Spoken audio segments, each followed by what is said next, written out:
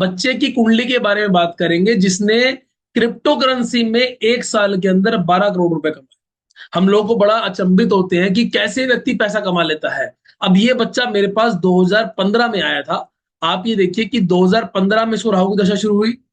राहु ने इसे खूब परेशान करा। आप ये लगा लीजिए, क्योंकि राहु जो है अष्टम भाव का, आप यहाँ पर कर्सर पर देखिए, अष्टम भाव का उप नक्षत्र का स्वामी है।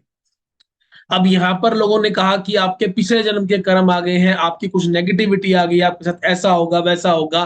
तो मेरे पास जब बच्चा था, मैंने कहा भाई जब तक राहु में शनि नहीं आता तब तक तू शांत बैठ, क्रिप्टो करेंसी में दिमाग लगा, सट्टा छोड़ दे, जुआ छोड़ दे। इसको मटके का शौक था, जो भी सट्टे आते थे वो सब ये करता था। इसने 2015 से लेके 2018 तक हर प्रकार का सट्टा जुआ इसने खूब खेला और खूब नुकसान करा।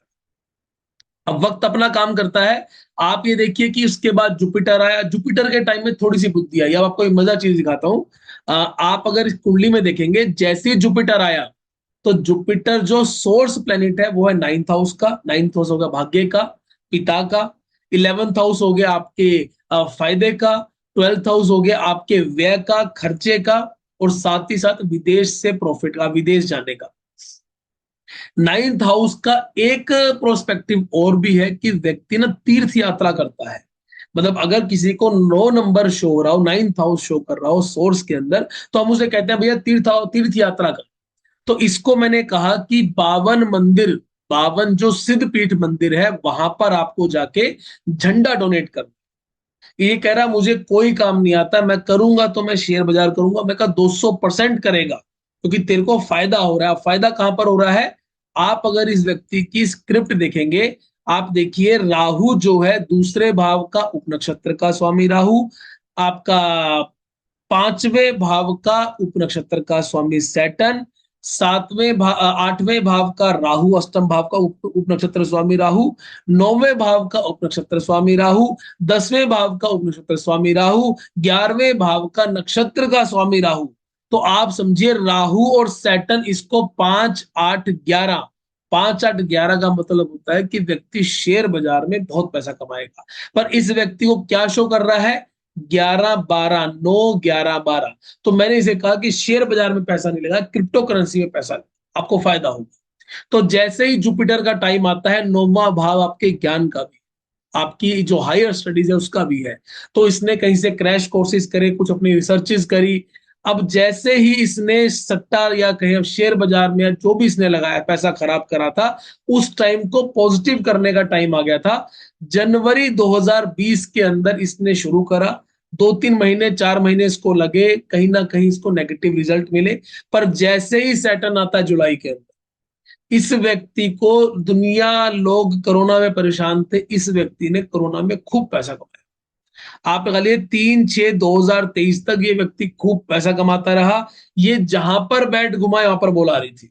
क्योंकि सैटर्न की अगर आप स्क्रिप्ट देखेंगे 10 11 12, रिजल्ट क्या मिलेगा? केतु का। केतु बैठा कहां पर है कुंडली में? फिर हम देखेंगे 10th हाउस में, कि इसका प्रोफेशन कोई ना कोई सेट हो जाएगा। आप देखिए कि केतु सैटर्न का रिजल्ट क्या है? 10 11 12। आप 12 नंबर को यूटिलाइज कहां कर चुके हैं? कि आपको विदेश से जुड़ा हुआ काम करना है। अब इसको मैंने कहा कि विदेश में या तो अपना इंपोर्ट करे, एक्सपोर्ट करे, या विदेश से जुड़ा हुआ कोई भी काम करे, आपको फायदा। तो सिर्फ मेरी बात करके इसने क्रिप्टो करेंसी में पैसा कमाया। अब इसने क्या करा? चाइना से इसने कपड़ा इंपोर्ट करना शुरू करा। जिस दिन से इसने वो काम करा, वो कहीं ना कहीं क्रिप्टो करेंसी की इनकम एक तरफ आती है। आज ये कपड़े का एक अच्छा व्यापारी बन गया है। तो आप समझिए, अपने ग्रह को यूटिलाइज कीजिए। प्लैनेट पंचम भाव का, पंचम भाव में अगर राहु बैठा है, आपको जी पंचम भाव के फल देगा? नहीं देगा। आप समझिए, पंचम भाव का राहु इसको चौथे भाव के फल दे रहा था। अगर आप केपी चार्ट में देखेंगे ना, राहु इसका चौथे भाव में आ गया है। और जब आप अपने प्लैनेट को यूटिलाइज कर लेते हैं, अब राहु है, राहु कहेगा इजी मनी चाहिए। इस व्यक्ति के पिताजी का भी कपड़े का काम था, पर लेकिन इसने पिताजी का कपड़े का काम नहीं करा। इसने सूरत वाली फैक्ट्री में नहीं बैठा, ये कह रहा है मैं कुछ अपना काम करूंगा।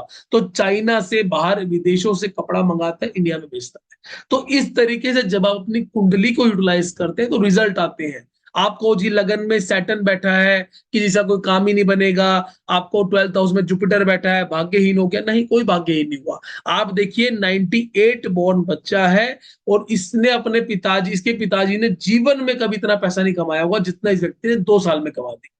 तो ये होता है ग्रहों का खेल।